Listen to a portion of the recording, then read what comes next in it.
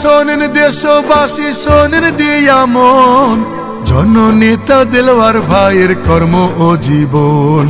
ফ্যাসিবাদ বিরোধী লড়ের জীবন্ত শহীদ, জুলাই বিপ্লবেরও তিনি বীর মুজাহিদ। আয় আয় আয় আয় জন্ম তাহার ঠাকুরগাঁওয়ের সৈয়দপুরের গ্রামে, বাংলাদেশের মানুষ তারে চিনে একে নামে।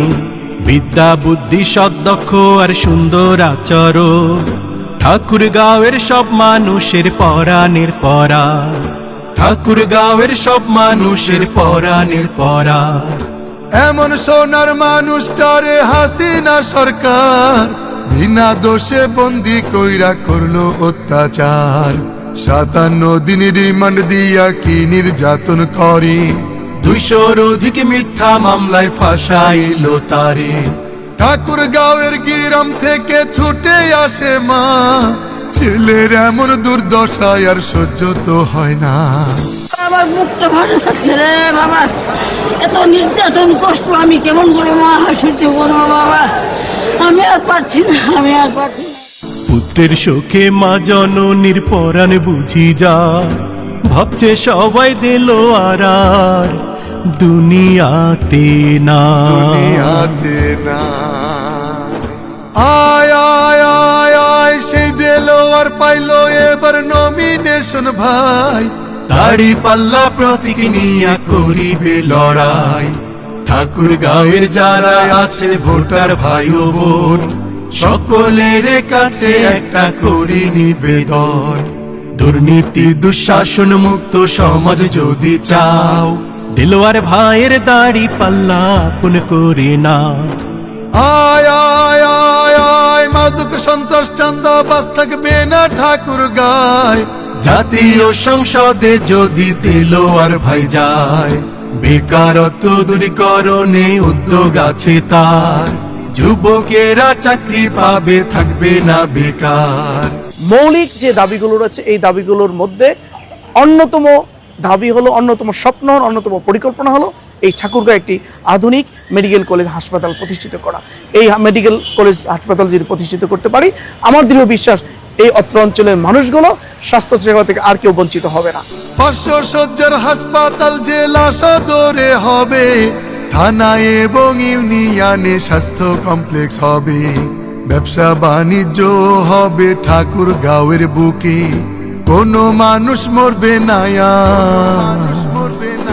কষ্টে ধুকে ধুকে। আয় আয় আয় আয় প্রকৌশল কৃষি ও কারিগরি প্রতিষ্ঠান, বিশ্ববিদ্যালয় প্রতিষ্ঠায় বাড়বে জেলার মান। আমার স্বপ্ন হলো, আমার পরিকল্পনা হলো আগামী দিনে এই ঠাকুরগাঁয়ে একটা বিশ্ববিদ্যালয় প্রতিষ্ঠিত করা।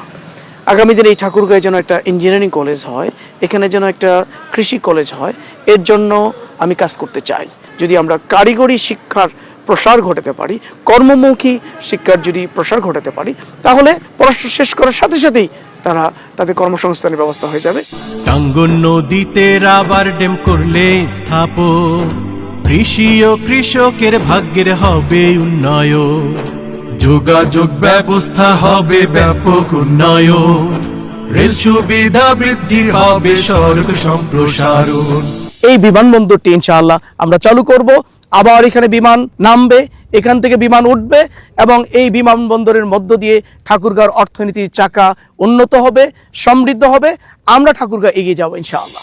বন্ধ বিমান বন্দর আবার চালু হবে ভাই, বন্ধ বিমান বন্দর আবার চালু হবে ভাই, শহরের জলাবদ্ধতা দূর করিতে চাই, মেধাবী ও দরিদ্ররা পড়াশোনার জন্য স্কলারশিপ পাইলে ওরা সবাই হবে ধন্য।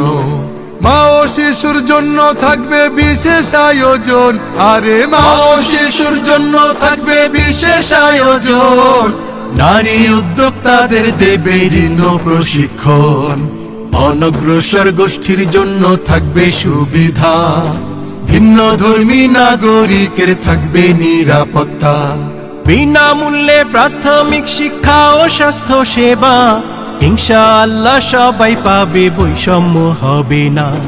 এসো সবাই দিলো আর ভাইয়ের পক্ষে এক হও, সবাই মিলে গর্ব ভালোবাসার ঠাকুর গাও, সবাই মিলে গর্ব উন্নত ঠাকুর গাও, সবাই মিলে গর্ব সম্প্রীতির ঠাকুর গাও। আরে সবাই মিলে গর্ব এবার সম্প্রীতির ঠাকুর গা।